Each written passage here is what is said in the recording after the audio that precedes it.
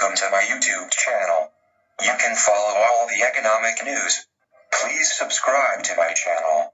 Gains plenty for everyone. North Korea's vicious young dictator exploding with confidence tonight. His government's news anchor uses new, very aggressive language to project Kim Jong-un's threat. Kim Jong-un said we now have the clear capacity to directly and realistically attack American bastards who continue to attempt to invade the Pacific. Kim's just tested 2 medium-range ballistic missiles. One failed, but weapons monitors call the other one a partial success because the missile flew 250 miles and even briefly entered space. Saying that he can realistically attack Americans and not just the U.S. in general. That's a new level of threatening language from Kim, right? Yes.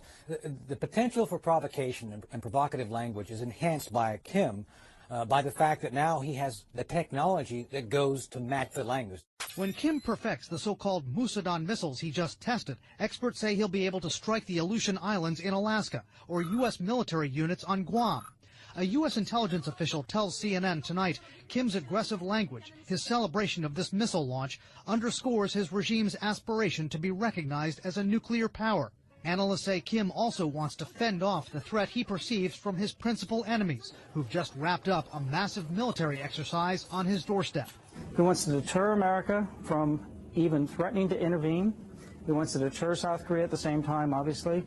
And to do that, he wants to be able to say, I can attack American bases, kill Americans in their beds. Kim's also believed to be toughening up against the U.S., possibly to extort concessions. Any real provocation where he fires one missile off that's with a real warhead does some damage, he'll be decimated. Pyongyang will become essentially a bowl of glass, and I think he knows that.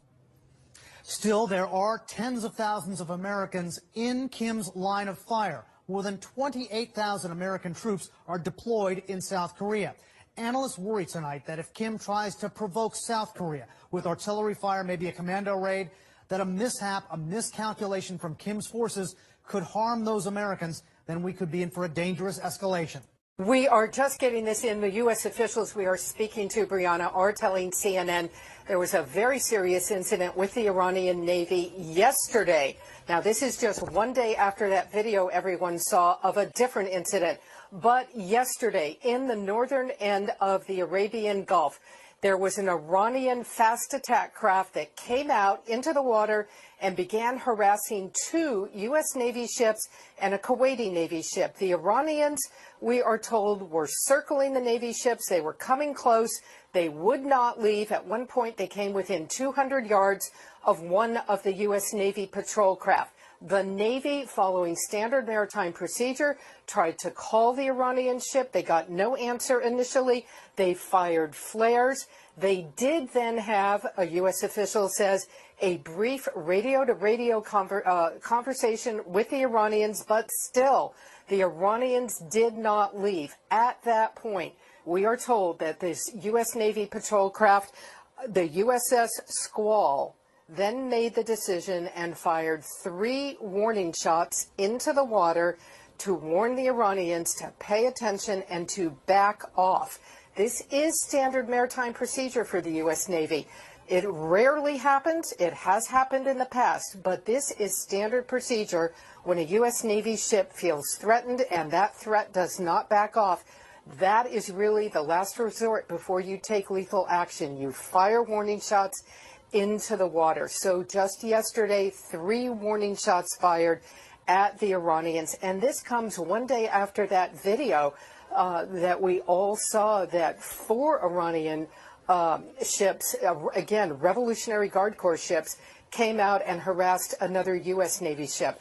Perhaps the bottom line here is to note that the U.S. believes these Iranian boats belong to the Iranian Revolutionary Guard Corps. This is one of the most militant arms of the security and military services in Iran. This is not the regular Iranian Navy. There is always concern that these maritime forces of Iran that are doing this are not under the central control of the government. And there is always concern that things can get out of hand. The U.S. Navy yesterday taking the action to fire warning shots at the Iranians and tell them to back off. Hey, Amra, those propaganda photos out of North Korea really are remarkable because they reveal a side of the North Korean leader Kim Jong-un we don't normally see, as he was celebrating with his scientists, projecting so much confidence that he feels he has finally perfected this missile technology capable of delivering a nuclear warhead to his enemies, including the United States. Rising from the waters off the eastern Korean peninsula, an ominous new threat from North Korea, the successful test firing of submarine-launched ballistic missile Hukguk-song, meaning Polaris, the North Star.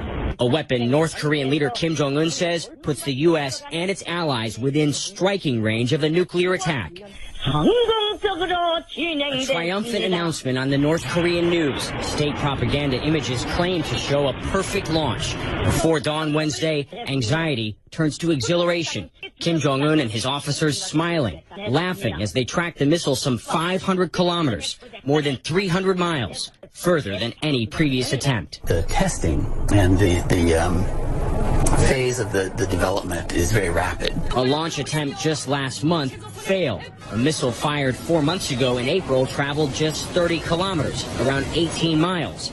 Analysts believe Wednesday's missile traveled 16 times further, meaning it can strike anywhere in South Korea, home to 50 million people and some 25,000 American troops. The latest launch as U.S. and South Korean forces engage in annual military exercises, similar to these in the spring. Pyongyang used the annual drills as a direct provocation.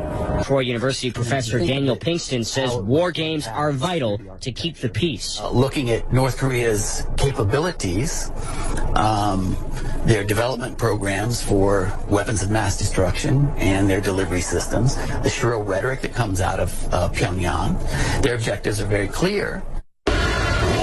North Korean weapons development continues at a breakneck pace, despite nearly universal condemnation and unprecedented international sanctions. They will allocate resources from other areas and devote it to the missile and nuclear programs. Kim Jong-un called Wednesday's before dawn launch the greatest success and victory. Feeling the intense pressure to succeed, one officer appears overcome with tears of joy, or perhaps relief. Russia is deploying its ballistic missile and attack submarines in numbers, range, and aggression not seen in 2 decades. In an exclusive interview, the commander of U.S. naval forces in Europe tells CNN the buildup is part of an alarming strategic view. They're very clear that NATO is viewed as an existential threat to Russia. Our military capability, they view in a very visceral way as a threat to Russia. Adding to U.S. concern, Russia is deploying new submarines that are harder for U.S. naval forces to track and detect. Following years and billions of dollars in investment, they are quieter, better armed, and have a greater range of operation. The submarines that we're seeing are much more stealthy. They're acoustically quieter.